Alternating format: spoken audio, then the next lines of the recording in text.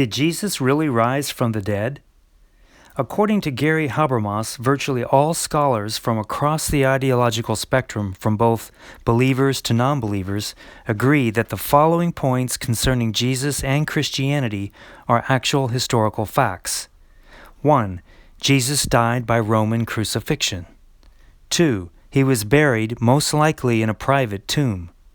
3. Soon afterwards, the disciples were discouraged, bereaved, and despondent, having lost hope.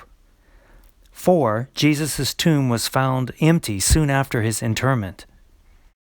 5. The disciples had experiences that they believed were actual appearances of the risen Jesus. 6. Due to these experiences, the disciples' lives were thoroughly transformed. They were even willing to die for their belief. 7. The proclamation of the resurrection took place very early, from the beginning of church history. 8. The disciples' public testimony and preaching of the resurrection took place in the city of Jerusalem, where Jesus had been crucified and buried shortly before. 9. The gospel message centered on the preaching of the death and resurrection of Jesus. 10. Sunday was the primary day for gathering and worshiping. 11. James, the brother of Jesus and a skeptic before this time, was converted when he believed he also saw the risen Jesus. 12. Just a few years earlier, Saul of Tarsus, or Paul, became a Christian believer due to an experience that he also believed was an appearance of the risen Jesus. Jesus did not appear once to just one person. He appeared on a dozen separate occasions in a variety of settings to different people over a 40-day period. He was seen by men and women. He was seen walking, talking, and eating. He was seen inside and outside. He was seen by many and by a few. A total of more than 500 people saw this risen Jesus. And they were not seeing a hallucination or a ghost because, first, hallucinations are not experienced by groups but only by individuals. On 6 of the 12 appearances, Jesus was physically touched and/or he ate real food. The theory that the disciples stole Jesus' body cannot support the skeptic's final option, and that's that the New Testament writers were all deceived. Why? Because the theory makes the New Testament writers the deceivers, not the deceived ones. This, of course, flies in the face of all the evidence. The theory takes the untenable position that the New Testament writers were all liars. For some inexplicable reason, they stole the body in order to get themselves beaten, tortured, and martyred. Adherence to this theory cannot explain why anyone would do this. Why would the disciples embark on such a self-defeating conspiracy? And why did every one of them continue to say that Jesus had risen from the dead when they could have saved themselves by recanting that testimony? In addition to the disciples' severe conflict of interest, adherents of this theory cannot explain other absurdities required by their theory. For example, how did the disciples get past the elite Roman guards who were trained to guard the tomb with their lives? If Jesus never rose from the dead, then who appeared to Paul, James, and the other eyewitnesses? Did the New Testament writers lie about their conversions too? Did Paul simply make up the evidence found in 1 Corinthians? And what about the non-Christian writers? Like Josephus, did he lie about James being martyred by the Sanhedrin? Did the Roman writer Phlegon, who was born around 80 A.D., lie as well when he wrote in his chronicles, quote, Jesus, while alive, was of no assistance to himself, but that he arose after death and exhibited the marks of his punishment and showed how his hands had been pierced by nails. Unquote. The notion that the disciples stole the body is exactly the explanation the Jews offered to explain the empty tomb. Beyond the fact that the disciples had no motive or ability to steal the body, this ancient Jewish explanation was not a good lie for 2 other reasons. 1. How would the sleeping guards have known that the disciples stole the body? And 2. No Roman guard would admit to the capital crime of sleeping on the job. Perhaps that's why, as Matthew records, the Jewish authorities had to pay off the guards and promise to keep them out of trouble with the governor. In 1878, a fascinating archaeological discovery was made that may corroborate the Bible's claim that the Jews were circulating the theft explanation. A marble slab measuring 15 by 24 inches was discovered in Nazareth with this inscription.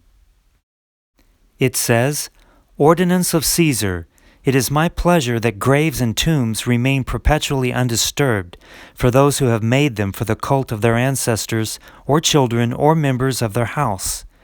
If, however, anyone charges that another has either demolished them or has in any other way extracted the buried or has maliciously transferred them to other places in order to wrong them, or has displaced the ceiling on other stones, against such a one I order that a trial be instituted, as in respect of the gods, so in regard to the cult of mortals, for it shall be much more obligatory to honor the buried.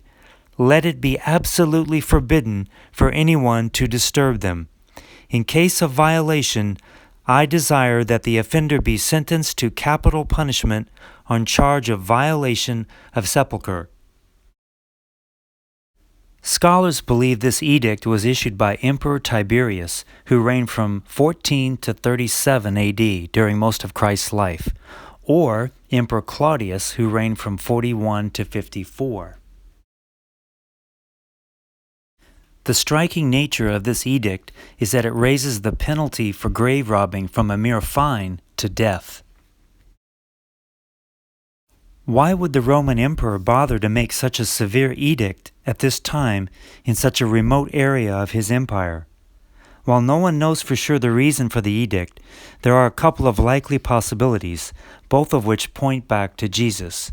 If the inscription is from Tiberius, then it's likely that Tiberius learned of Jesus through one of Pilate's annual reports to him. Justin Martyr claims that this was the case.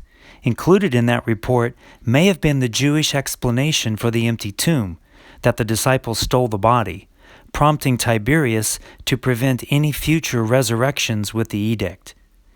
If the inscription is from Claudius, then the edict may have been part of his response to the riots in Rome in AD 49. In Acts chapter 18, verse 2, Luke mentions that Claudius had expelled the Jews from Rome.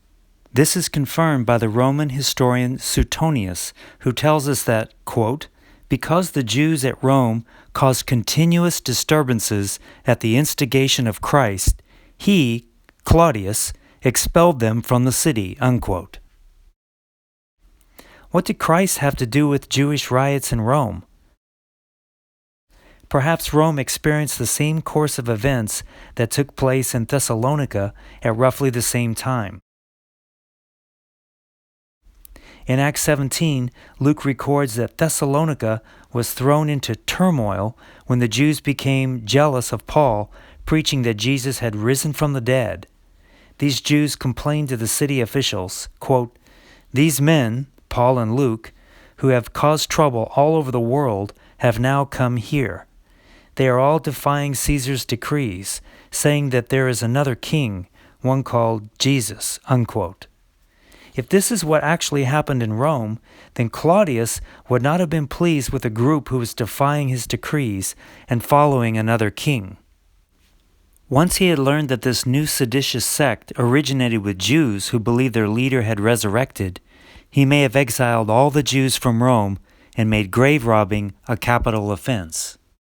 Either of these two possibilities would explain the timing, location, and severity of the edict. But even if the edict is not connected with Christ's empty tomb, we already have good evidence that the Jews put forth the theft hypothesis.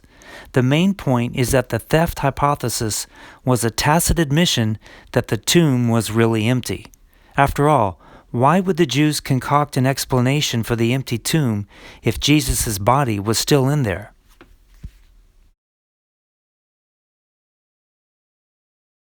Here's what we know about the New Testament documents. 1, they are early. Most are written 15 to 40 years later, well within 2 generations of the events. 2, they contain eyewitness testimony. 3, they contain independent eyewitness testimony from multiple sources. 4, They are written by trustworthy people who taught and lived by the highest standard of ethics and who died for their testimony. 5. They describe events, locations, and individuals corroborated by archaeology and other writers. 6. They describe some events that enemies tacitly admit are true. 7. They describe events and details that are embarrassing to the authors and even to Jesus himself. These historically confirmed eyewitness documents tell the following story. 1. At the time and place, and in the manner predicted by the Old Testament, Jesus arrives in Jerusalem and claims to be the Messiah. He teaches profound truths and, according to numerous independent eyewitnesses, performs 35 miracles, some on groups of people, and rises from the dead. 2. Once cowardly and unbelieving eyewitnesses suddenly begin to boldly proclaim Jesus' resurrection in the face of persecution and death. Misguided people may die for a lie they think is true, but they will not die for a lie they know is a lie. The New Testament writers were in a position to know the real truth about the resurrection. 3. In the very city of Jesus' death and tomb, a new movement, the Church, is born and quickly spreads by peaceful means on the belief that Jesus has risen from the dead. This is difficult to explain if there was no resurrection. How could Christianity begin in a hostile city like Jerusalem if Jesus' body was still in the tomb? The hostile religious and government authorities would have exposed Christianity as fraudulent by exposing the body. 4. Thousands of Jerusalem Jews, including Pharisee priests, abandon 5 of their most treasured beliefs and practices and adopt strange new ones after converting to Christianity. 5. Saul, the most ardent enemy of the new church, is suddenly converted and becomes its most prolific proponent. He travels the ancient world to proclaim the resurrection, suffering persecution and martyrdom. If there was no resurrection, then why did the greatest enemy of Christianity suddenly become its greatest leader? Why did he willingly suffer persecution and death? 6. James, the skeptical brother of Jesus, suddenly becomes convinced that his brother is the Son of God, and then becomes the leader of the church in Jerusalem. He later suffers martyrdom at the hands of the high priest. We all know that family members can be the most difficult people to convince to our religious viewpoint. James began as the unconvinced brother of Jesus. If there was no resurrection, then why did James, who was called the Just by 2nd century historians Clemente and Hegesippus, suddenly come to believe that his brother really was the Messiah? Unless he saw the resurrected Christ, why would James become the leader of the church in Jerusalem and suffer a martyr's death? 7. The Jewish enemies of Christianity don't deny the evidence, but rather offer faulty naturalistic explanations to account for it. The Jewish Talmud, which admits that Jesus performed unusual acts by saying that he, quote, practiced sorcery, unquote, but this explanation is just as weak as the Jewish explanation for the resurrection, which was that the disciples stole the body. Perhaps sorcery could explain some of Jesus' miracles, but all 35? Sorcerers and magicians cannot perform the kinds of acts that Jesus is said to have performed, raising the dead, giving sight to the blind, walking on water, and so forth.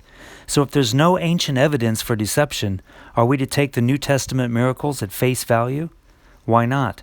We live in a theistic universe where miracles are possible, and while it's true that we don't have independent attestation for all of the miracles in the New Testament, because some are mentioned by only one writer, we certainly have multiple attestation for many of them, including the resurrection.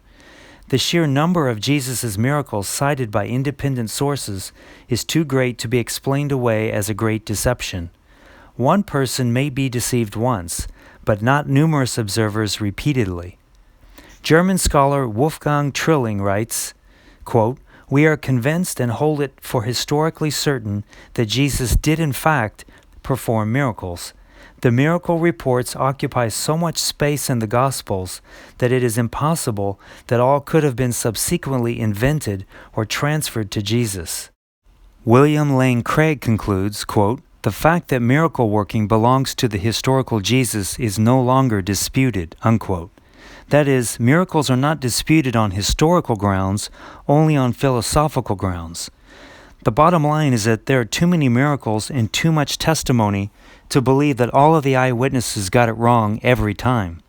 With regard to the resurrection, all alternative theories have fatal flaws, and we have strong eyewitness and circumstantial evidence that Jesus actually rose from the dead.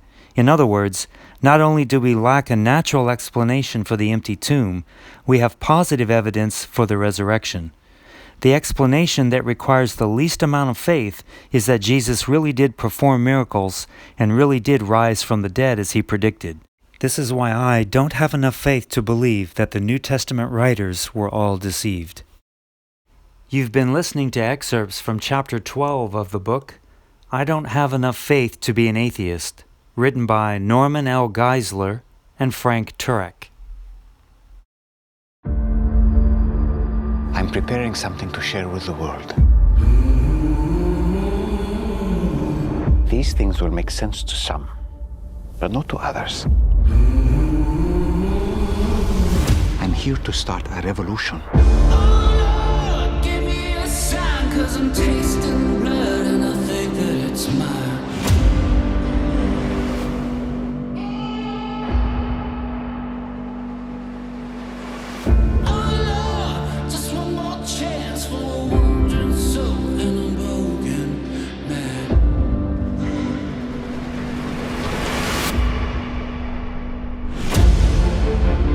His care is for women, for the vulnerable. Blasphemy is not harmless. Well, the Pharisees were pretty upset. Sometimes you gotta stir up the water. They're martyrs with a persecution complex. I want to kill him. Do you want to be healed?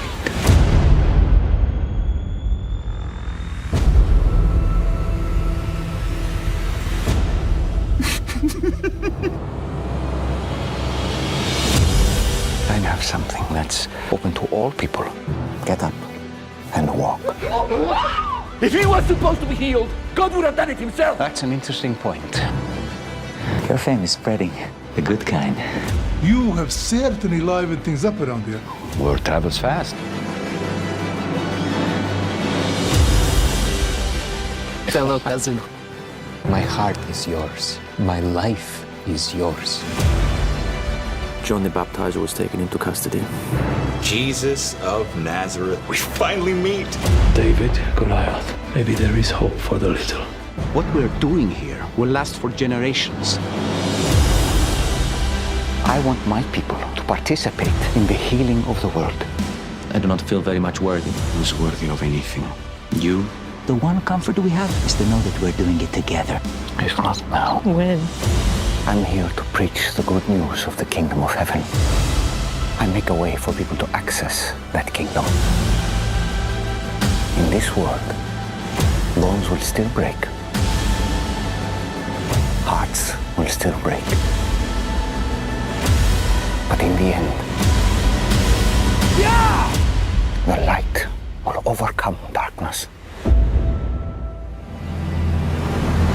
Hey there, it's Dallas. I'm the creator of The Chosen, and if you haven't seen Season 1, or if you want to see Season 2, you gotta get The Chosen app. It's free, it's easy, it connects directly to your streaming device. You don't even need a subscription. Go check it out.